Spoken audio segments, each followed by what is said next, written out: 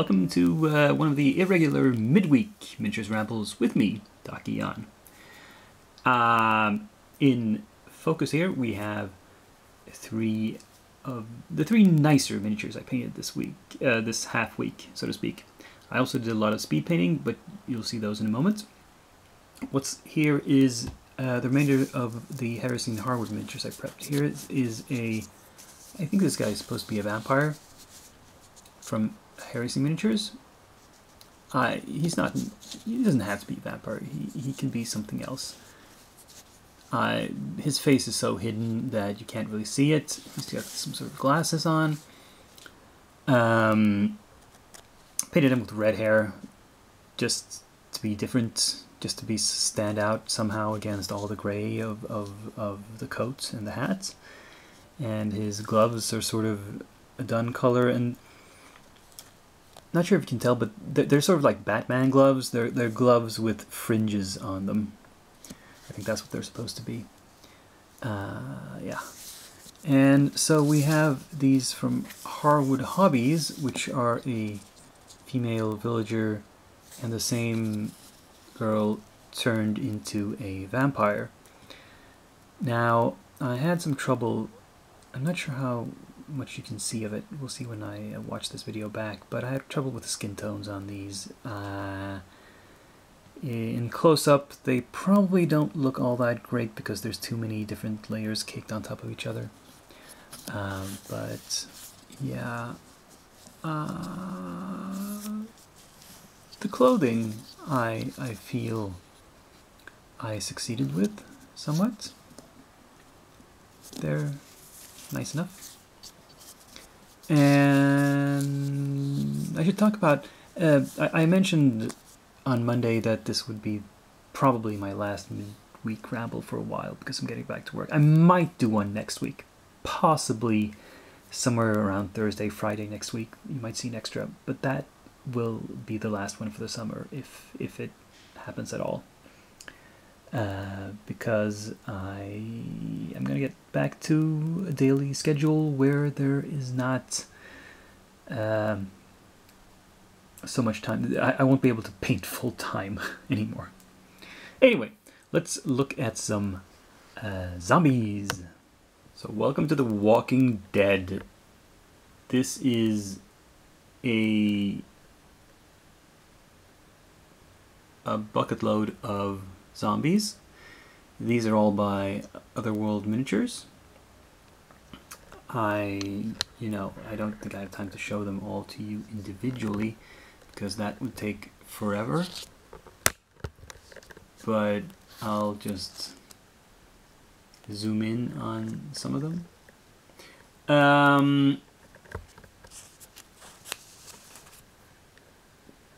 These were painted mostly just by washes, by speed painting.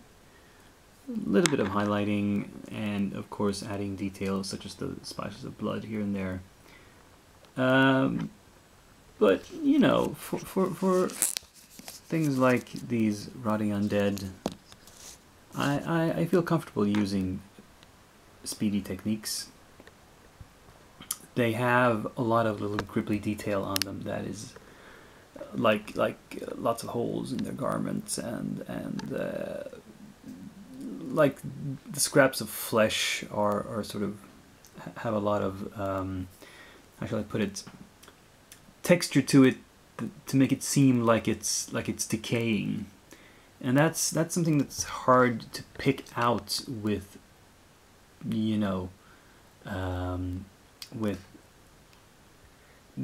with careful painting techniques. You almost need to go a bit sloppy and just slap a wash on it to bring that out. It's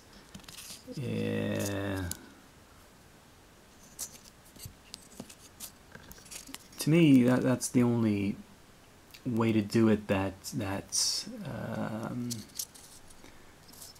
doesn't take an inordinate amount of time, because you have to consider these miniatures are going to be used in hordes. This is for opponents to the characters in D&D that will not appear individually. They're not going to be bosses.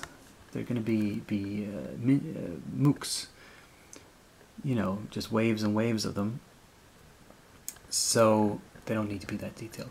But the thing I did make sure was, I think I mentioned this earlier when I painted some undead, and I did like pale skin and pale clothing, and it all looked like a gray-brown mess. So here, the skin is this sort of grayish-green, dead flesh look, but I made sure to make all the clothing bright colors. Well, they're faded and they're weathered, but you know, in the base colors are very bright and vivid. So they stand out a little bit, at least. That's my theory anyway. I don't know what you guys think. But I'm happy I got this big slew of zombies finished. So, what more do I have to work on? Well, there's always something, isn't there?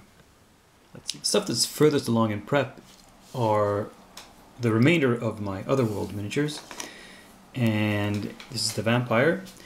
And some of these required a little bit of assembly. This one, this arm, but you know, that's pretty well hidden, the joint, so you can't really see it. I'm going to gap fill just a little bit just because I'm a perfectionist that way. We have 2 remaining zombies. I think these were supposed to be more high-level zombies somehow. And you can see how I've applied my mixture of green stuff and milliput basis, and the tabs are filled in. This one was an example of where it's when it's small pieces like arms, and I had to pin this one. It's really difficult, and it's kind of not in the proper position. It looks kind of weird and wonky. So I'm going to try to fix that with a lot of gap filling. A lot of putty work is going to be required there to make that look reasonable. The final other thing that I had to attach was this shield. And you can see I managed to drill straight through the boss there, so the pin goes all the way through. But this is it's very solidly in there. This is the one of the mongrel men. Here's the other 2 mongrel men who are single piece models. And as soon as I've done the gap filling and that's dried, I'm going to prime these and then go on to painting. Now, these are the demi-human zombies. We have here an elf and a dwarf, clearly, and a halfling, I suppose. Now, this one I have done a 20mm base, which is what was provided with it. Because it's so tiny. I don't know if I've mentioned this before. Am I repeating myself? Did I say this in another video? That halfling miniatures for most manufacturers are kind of chunky. That they're sort of like this dwarf in size, really, and they seem more suited to 25mm bases. But this one is very childlike, and it goes on a 20mm base better. Anyway. That's that. Let's see. Not quite so far along in prep are these wolves from North Star, which I've simply glued to plastic bases and added some green stuff to smooth out the transition. And as per usual, I have to let this set first. This is still a little bit soft. It's only been drying for a couple of hours. And then I'll add basing grit. And then I'll prime, and you know the rest. I've also started these 4 ladies, various witches and hags. These are old, previously painted models, which I've decided to rebase. They were on 25mm square basis for use with AD&D battle system, and I'm just putting them on 25mm rounds now. And again, smoothing out the transition with green stuff. It's quite a lot. There's quite a lot of height there because they had metal bases, and then there was a bit of plastic card underneath that. Well, I suppose I could have gotten it off if I really, really wanted, but I decided not to. I think because these are older minis, they could use the extra height. And I might, yeah, I don't think I'll be able to resist touching up the paint jobs just slightly, but I'm not going to redo them completely. I'm pretty much going to leave them as is, just add maybe some more highlights and shades for more contrast, because this one is pretty good, you know, but yeah, they can be improved a little bit. A side project of sorts. Now I do feel the need to take at least a brief break from all the undead painting, so I'm gonna paint up some villagers, because some, you know, civilian NPCs are always useful in a D&D game. And we're looking at the bar wench here from this entire range of stuff. These are all from Hassle-Free Miniatures, a sub-range actually called Villagers. And this is the Strumpet, the Lady of the Night. This here is the Dwarf Bar Patron. I probably don't have any use for him in Ravenloft. I don't think there are any dwarves in that campaign, but, you know, at some point. And here we just have an old woman. And where there's an old woman, there has to be an old man. Oh, I forgot to take him out of his... Yes, this is the old man on with his cane.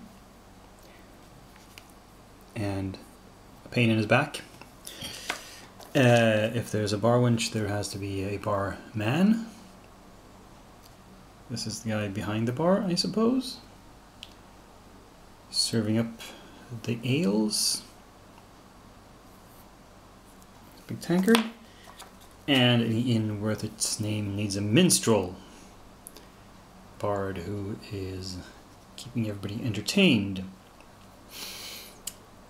And the last few are, well, I'm not sure this guy, this is Narg, the Torturer. I'm not sure he's welcome in the bar wearing his hood, but oh well. And finally we have the village idiot who might have wandered into the bar, who knows. Now some of these, quite a few of these actually were delivered with 20mm bases, but I'm going to switch those out and use 25s for all of them. So this will be the next batch of guys that I prep for painting. And finally, let's have a look at some scenery. I'm doing some paper crafting here. I put together the first wall section. I've cut out the others. I would have probably been finished by now, except that as I was assembling this, I ran out of glue. I need a new glue stick. So I'm going to have to go shopping for one. And but once that's done, this will all come together quickly, I hope. Now, I've tried to be smart about this, and so you can see I've left some space along the sides and the bottom here. This is because the foam board is thicker than the cardboard that these PDFs are planned for. So, for example, this fits, let's see if you can see, with the floor section like this. Now, if I had put it on top like this, then a lot of things would be unaligned because I would take up part of the floor space, and that would mean that the top, the floors above would not align with the holes properly, and the length would be all wrong. So I have to have it on the outside, and that's why I left some wiggle room on the bottom here. So it goes against that like this, sort of. And this thing, and I left some room on the side here. This is because I'm going to bevel this. I'm going to cut this at a 45-degree angle, and the other wall that meets it will be the same, and they'll join together because, yeah, I'm not good at explaining this in words, but otherwise there would be like a gap at the corner. That would look really odd. Yeah. So it would look like it was cut out there. Anyway. So later today I'll pick up some more glue and I'll finish this up. And then I will probably get started on those doorways from Fenrir that I showed you last video. And start prepping and priming up some of those for next time. But that was it for this midweek update. So I hope you found it somewhat interesting. Please like, share, comment, subscribe, and join me on Monday for my next regular Monday Miniatures Ramble. Till then, I'm Dakia, signing off.